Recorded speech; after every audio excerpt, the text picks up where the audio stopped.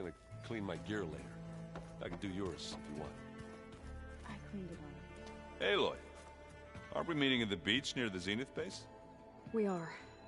I just wanted to check in on everyone first. We're finally doing this. Never thought I'd be off on a mission to take down a bunch of immortals from the stars. I can hear the drinking songs already.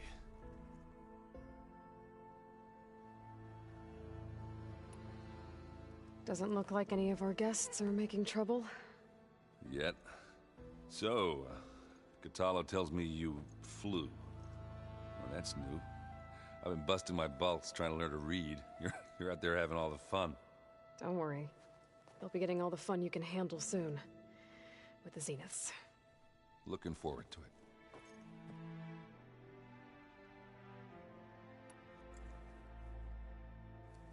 If that one's not working right, you can have one of my spare focuses, you know. Ah, little bugger's got some personality, that's all. Saved my butt with those Spectres. Wouldn't feel right to leave it behind now. You know, besides, it goes with my outfit. Wouldn't want to spoil your look. Varl made the right call. You know, bringing you here. Thanks. Yeah, Varl. You know, I never knew he had a sister. I found out a few days before you guys went to Gemini. I was, well, to be honest, I was terrified I'd screw up the mission somehow. So he sat me down for a drink. Just one, mind you. And we talked about family. Vala, Ursa, loss and revenge. How you helped us. You know, we never did get that drink you promised back in the Embrace. And you never told me exactly how your sister escaped the Mad Sun King. I guess we never got round to it. World ending and all. No time like the present, though. If you're up for it.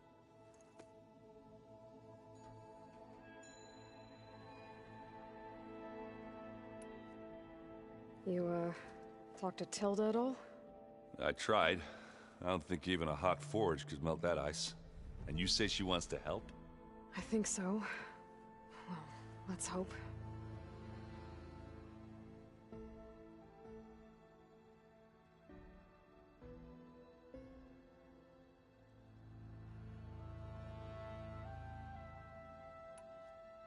I guess Silence is keeping to himself, as usual. I was hoping he'd give me an excuse to hammer his sorry ass to the ground. Please don't. You telling me you wouldn't want to get just one good hit on that smug face of his? After everything he's done? Sure. Later. Right now, he's got something we need.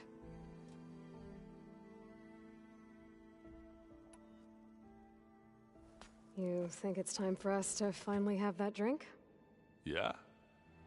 I mean, yeah, of course.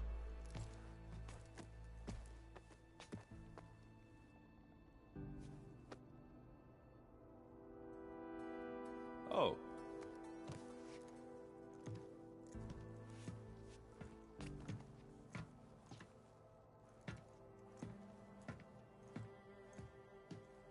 So, how did Ursa escape Mad Sun King Jiran's palace? Well, first she had to survive the Sun Ring. See, during the war, the Carja threw a prisoner a day in there. And, you know, for what? To die as sacrifices, fighting machines in a pit. Thinking somehow that was gonna appease all the other deranged machines in the world? Ha! And when it was Ursa's turn, the Carja thought she'd go down if they threw a big machine at her. Oh, but she didn't. And she defeated all of them. Even got some of Jiran's kestrels for good measure. And the Mad Sun King was impressed, I guess. Thought it'd be funny to have her run around his palace as a servant. He enjoyed humiliating her that way. I remember you telling me something about that. That's how she met Avad. He helped her escape. Yeah, but what no Carja scroll will ever tell you is how the young prince snuck Ursa out of the palace. He knew their best chance was to get Ursa to blend in, so he got her everything she needed to disguise herself as a Carja noblewoman. Yeah, perfumes, veils, and all. I get the feeling she wasn't too happy with that. Oh man, Ursa would have rather fought her way out of that palace with her bare hands than put on all of that Karja eye paint. But Avad insisted it was the only way, so she agreed under one condition. Avad had to dress up as well. She made Avad dress up like a noblewoman? As perfumed and powdered as a babe. Ursa said he looked better like that than he ever did in a crown. That would, definitely make for an interesting sight. Oh, it worked like a charm, too. Not only did they make it out of the palace, they paid a traveling merchant to get Ursa to the border, and none were the wiser.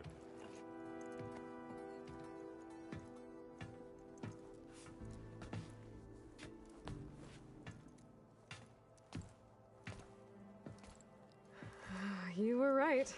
That was a story best told over a drink. All good stories are.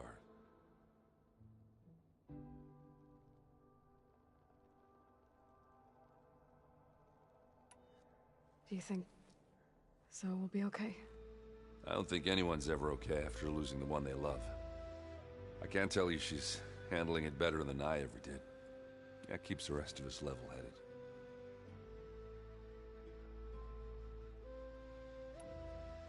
I guess I should get going. I'll see you at the rendezvous point, with my hammer ready. I wouldn't have it any other way.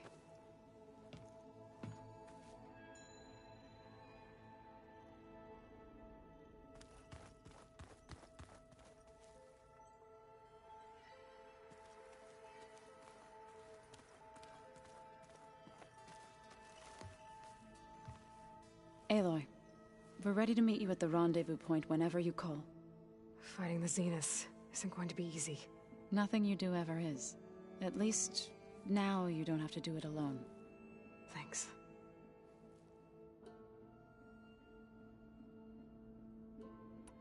Everyone here, training, working together. If it weren't for Varl, none of it would have happened. You know, there was this one night, right before Varl left with you to go to Gemini. He realized I was having trouble sleeping. I was nervous about the mission. To be honest, I think we both were. So, he asked me to join him in Gaia's dome. He brought up this hologram of Earth that you two found back in the Zenith launch facility. We sat there, just looking at it. I thought about how Plainsong was just a speck on that great sphere. How every corner of it must be teeming with life. And any fears I had about our mission were gone. I miss him terribly. I know.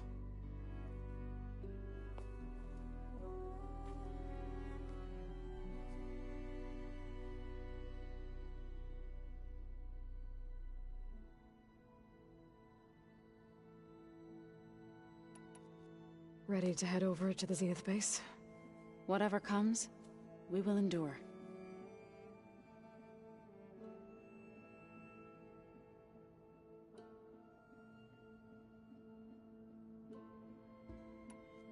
Have you talked to any of our new friends?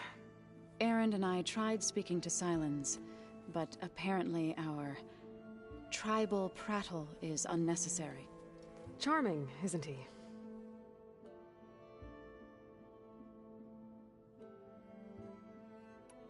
How's Erend doing? For a moment there, he thought he'd lost both you and Varl. But he never truly succumbed to despair. Guess that Oseram's stubbornness comes in handy sometimes.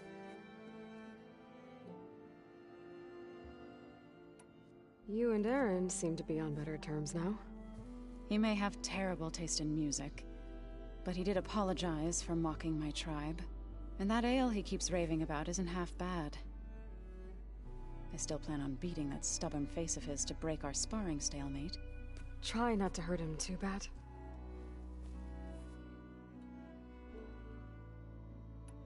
Thoughts on our new Zenith acquaintance?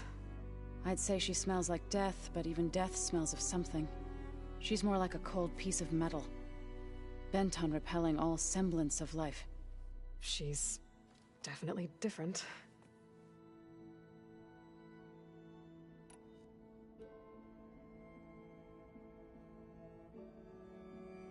How'd it go with the chorus after we fixed the land gods? They were shocked when I told them that our lands would soon be on the mend. I thought Fane's eyes would pop out of his head. But of course they had no choice but to take it as good news, even if it meant all their preaching about meekly accepting our doom was exposed as rot. To be honest, I found the conversation to be highly enjoyable. I'm glad. You deserve it. They're lucky that you never gave up on saving them.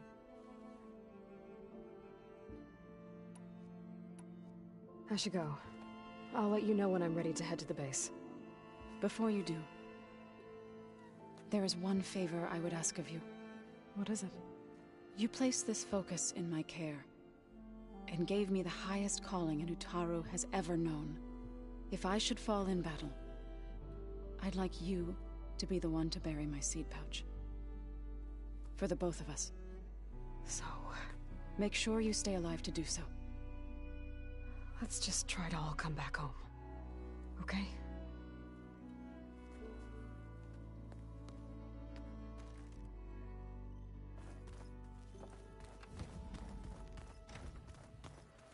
You nervous? I'd be lying if I said I'm not slightly apprehensive. The plan will work, if we all focus on our assignments. Right.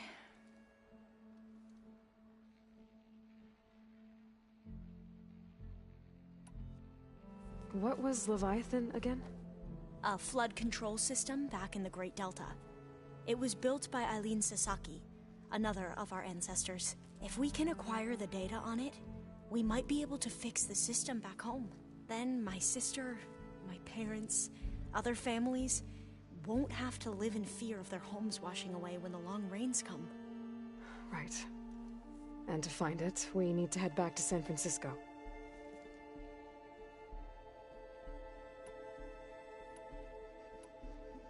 I suppose you saw that Tilda is here. Our very own Zenith. I almost went up to her to ask her, well, every question I've ever had about the legacy. Every diviner I know would kill to get 5 minutes with one of the old ones. But now that she's here, all I feel is a vague unease. I don't know if I'm scared of finding out more uncomfortable truths, or just scared of her. Probably both. The rest of us should be enough of a distraction to the Zeniths for you to hack into their network undetected. But you'll have to be quick, in case they do. What exactly do you expect me to find, Aloy? I don't know. The truth, if we're lucky.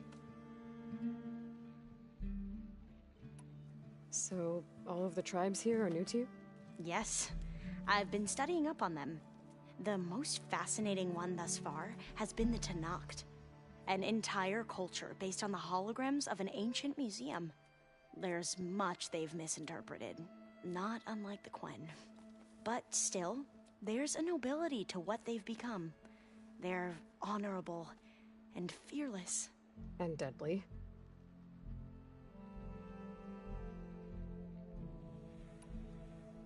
I need to get going. I'll be at the rendezvous point. May truth lead us to victory.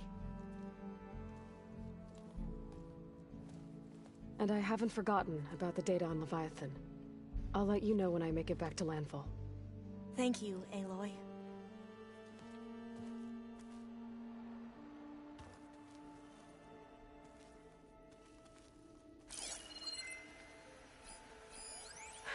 A warhorn. To summon an army of rebels and machines. For the girl who threw everything she had at the Grove. Even in our duel, she was... ruthless. She was too dangerous to let live. Unable to fight for anything but her own vengeance. So, you were too...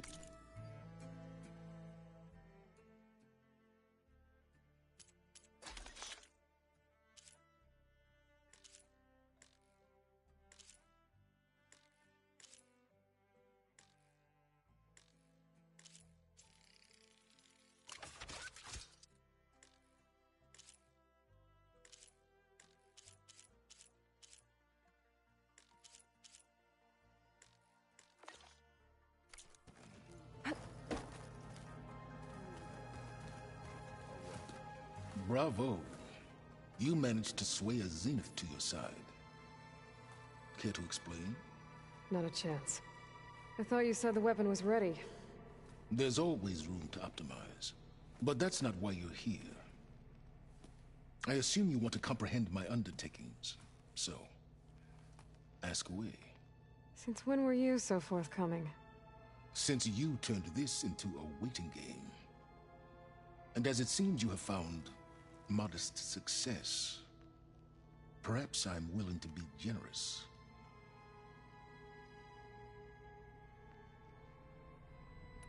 Tell me about the weapon. How does it work? I've upgraded the delivery system. It now emits a wave-like effect covering a significant distance. That doesn't fully answer my question. No, but I'd be a fool to reveal its inner workings. After all, why did you withhold your plan for dealing with the Zenith drones?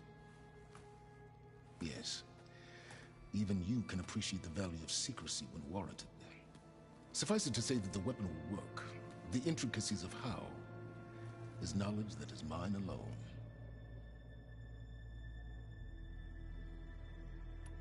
Okay, so your big plan, everything you've been manipulating for the last few months. Let me see if I got this straight. You learned about the Zeniths from Hades when you interrogated it. Then you came up with a plan to defeat them by using a Tenakth army and that weapon. And to get the Tenakth to fight for you, or rather the Sons of Prometheus, armed Regalla's rebels with override tech. Did you have an actual question, or are you still playing catch-up? So all this time, even before I found the coordinates at the Spire, you were out here scheming. Why couldn't you just tell me? When I learned of the Zenith's return to Earth, I laid out my plans. I knew I would one day require an army of overzealous Tenakth to assault the Zenith base. The casualties would be extreme. And I knew you would never allow such a sacrifice, no matter how necessary. Thus, I devised a means to remove your interference from the equation. At the Hades Proving Lab.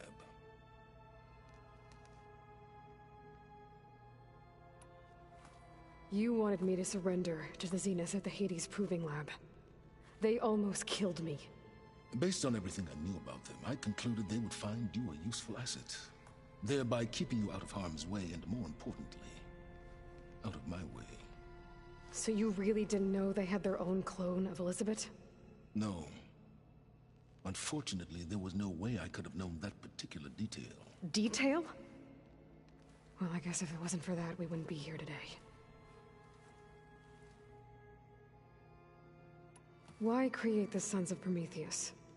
You didn't need a bunch of Oseram tinkerers to make override tech. They were a necessary safeguard. My time serving Hades and the Eclipse demonstrated the risks of getting directly involved. Through the Sons of Prometheus, I could execute my plans, all while remaining anonymous. Why help Regalla take over? If you wanted an army, you could have just gone to Hekarro. Before Regalla's rebellion, Hekarro was only concerned with battling machines and fostering friendships with the Carja. Even if I gained his ear, he would never agree to send his forces to battle a threat he couldn't understand. So helping a bloodthirsty exile was easier. Yes, exceedingly so. All Regalla craved was war against the Carja and anyone who threatens the Tenakth. She would have led the tribe into battle without question, which was precisely what I needed. While I was out there, I had a couple run-ins with the Quen.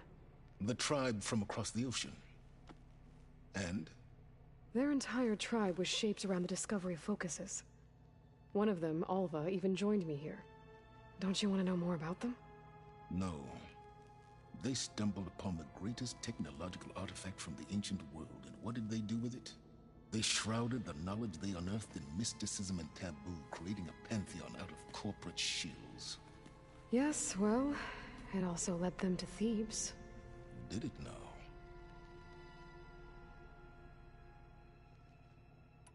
So those run-ins with the Quen I mentioned. On one of them I teamed up with their expedition to search Thebes. We found Pharaoh at the end.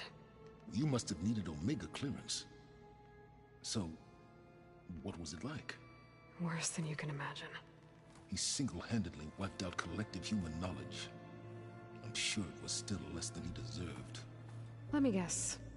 You would have scraped him into a jar so you could prod his brain, like what you did with Hades. For a start.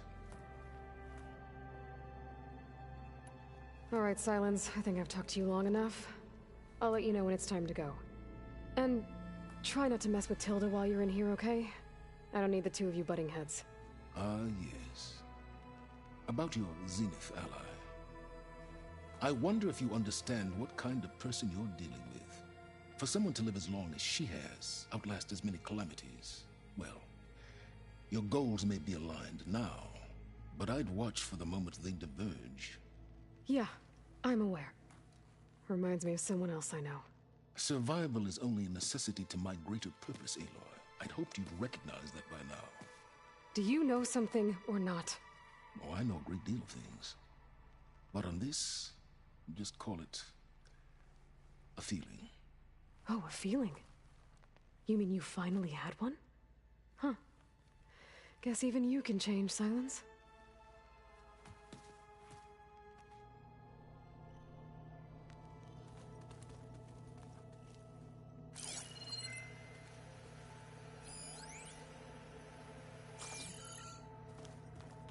Remember, we need to get Silence weapons to the Zenith base intact if we want to take their shields down. Is this a piece from the bulwark? I promise. Kotallo must have brought this with him as a trophy. I may have fired the cannon, but he really put Tekotteh in his place.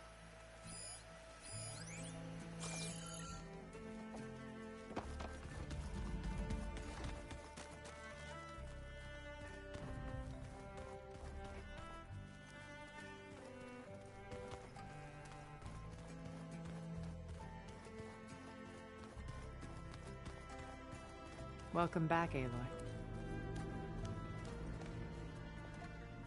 Well done, Aloy.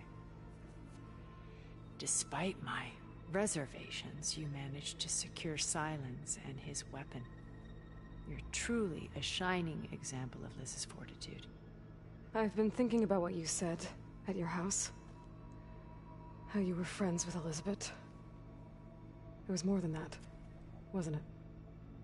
Perceptive as ever. You're right, we were together for a time. Okay, so... what happened? I was an orphan. I had always been alone. By my 30s, I was starting to wonder if that was simply my fate in life. And then I met Liz. We kept running into each other at conferences. We'd have coffee. At some point, it became drinks. I thought it was just shop talk, an exchange of ideas, but then I was surprised at how much I looked forward to seeing her. Soon we were flying halfway across the world every other week just to meet up. For the first time, I didn't feel lonely. I could imagine a future where I wasn't. I think Liz felt the same way at first. She had lost her mother a few years back. I filled a void for her. I know I did. But as time passed, it seemed as though she wanted less, and I wanted more.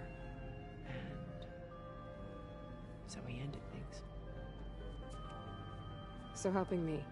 Restoring Elizabeth's dream. It's what, a second chance, yes. I made a mistake leaving Earth while Liz stayed behind. I should have done more. So when I saw you, a woman who has carved her own remarkable path, beyond even what made Liz a phenomenon, I knew I had to help you. To do right by her.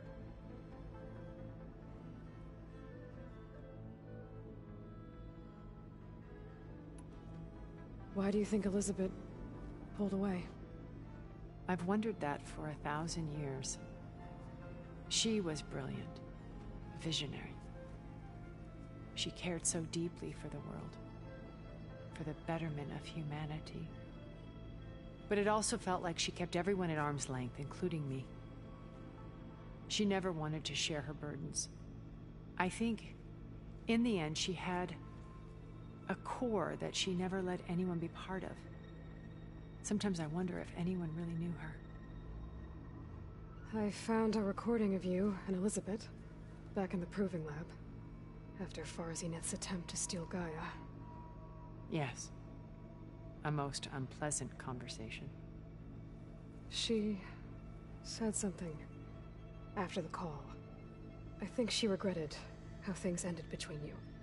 Did she? All this time, thank you for telling me. I've always hated that those were the last words we ever said to each other. And that her last impression of me was as a functionary of Far Zenith, not who I truly am.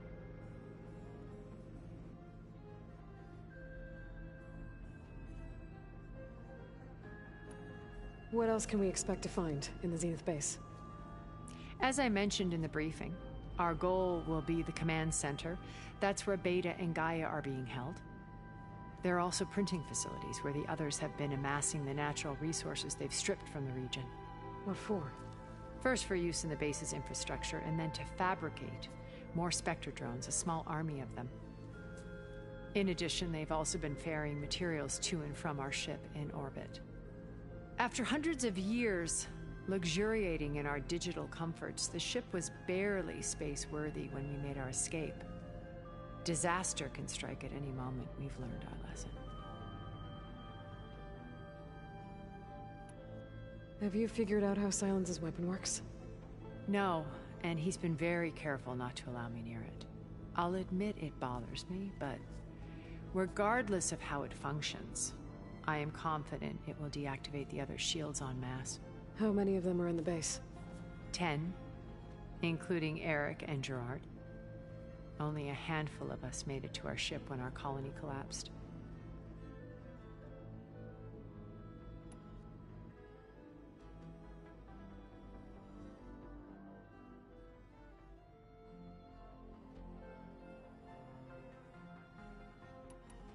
What can you tell me about Gerard? He was the head of the world's largest financial conglomerate, and as such had dealings with almost every major corporation. It made him one of the wealthiest people on Earth, and certainly the wealthiest among Far Zenith. What does one person do with that much money?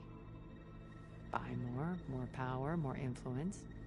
Gerard's always believed himself to be a refined patrician, able to maintain control with a polished smile. But beneath that exterior is a cold and calculating operator. It was his decision to restrict Beta's upbringing to her digital educators, the avatars of the Apollo database, while we were painted as her benefactors.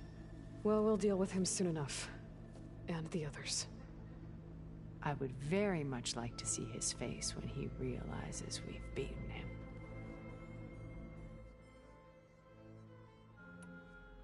So, Eric. Was he always a bloodthirsty psychopath? I believe he got worse over time. On Earth, he was the founder of a profitable private military company. A band of cutthroats, in other words. Even as governments abandoned human combatants in favor of automated warfare. He found success with clientele that required a more personal touch. There were also rumors that he personally hunted and killed his targets. On occasion, all for the thrill of it. But on Sirius, he retreated to virtual reality simulations. In them, he could go on rampages as violent as he pleased, though I suspect with diminishing satisfaction. All of his tribe believes he was one of the greatest people from the old world. Then they would be quite disappointed to meet him, though I'm sure he'd bask in the adoration. When I was in the ruins of Vegas, I found data on a man named Stanley Chen. I think he was a Zenith. Stanley, ever the optimist. He was one of the good ones. When we established our colony, he built an exact replica of Las Vegas in virtual reality. Lights, shows, gambling, every detail perfectly recreated. And while others cloistered themselves in their own fantasies, he flung his doors wide to everyone. The way you're talking about him, I'm guessing he didn't make it back to Earth? No, he perished when our colony was destroyed. He would have been thrilled to discover that part of his beloved city survived.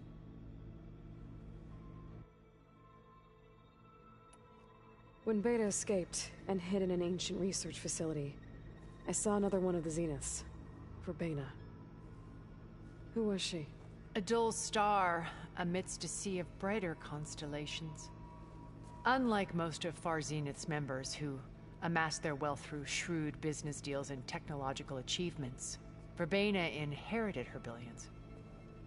Her father had achieved great success in the luxury holotourism industry. At age 24, she became the world's most eligible bachelorette, branding herself a life designer. Someone who leverages their fame to influence the choice of others. What? Like a cult? In a way, yes. Well, she must have done something right to have survived this long. She was her own brand of ruthless. That much is true. But even rats can cling to a vessel for escape.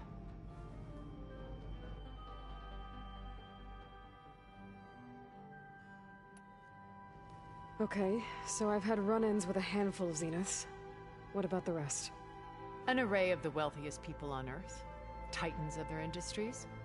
And let me guess. All selfish and ruthless to the core? Most, but not all. There were a few with whom I got along. Annika Murjani, for instance, was always delightful. She founded the Holonet's most successful dance channel and was herself mesmerizing to watch. And I had fascinating discussions with Song Jiao about her work in cellular biology. Our immortality treatments are due in part to her achievements. But then there were others like Devin Miller, the CEO of a fast food printing corporation. His only real preoccupations were perfecting his golf swing and taking self-hollows. When I think about all of us, we really should have accomplished more. We had eternity. So, Eric. I believe he got worse on a band. They were all for them, but in them he could, though I suspect with All of us tribal. then they would be, though I'm sure he...